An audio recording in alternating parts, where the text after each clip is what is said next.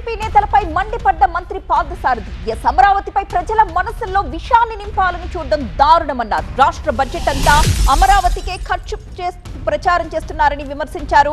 అహంకారంతో పనిచేసే జగన్ కి రాజధాని విలువేంటో తెలియదు అన్నారు పార్థసారథి. ఏదైతే మాట్లాడుతున్నారో ఈరోజు ఇదే విధానాన్ని కనుక కొనసాగిస్తే వైఎస్ఆర్సీపీకి రాబోయే రోజుల్లో అసలు ఇక్కడ పుట్టగొత్తులు ఉండవు.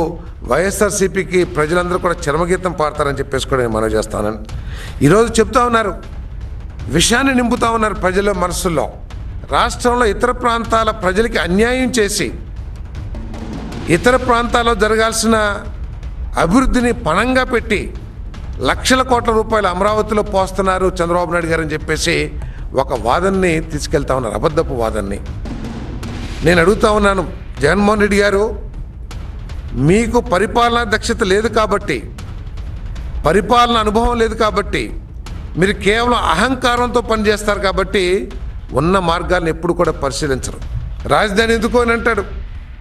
రాజధాని ప్రతి రాష్ట్రానికి కూడా ఒక ఎకనామికల్ సెంటర్, ఆర్థిక ఇంజిన్ అది, ఎకనామిక్ ఇంజిన్ అది.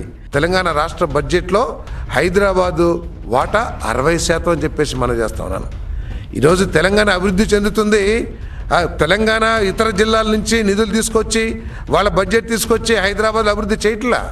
హైదరాబాద్లో వచ్చిన ఆదాయాన్ని ఇతర ప్రాంతాల అభివృద్ధికి కూడా వాడుతున్నారనే విషయాన్ని గుర్తించమని చెప్పేసి మనం చేస్తాం.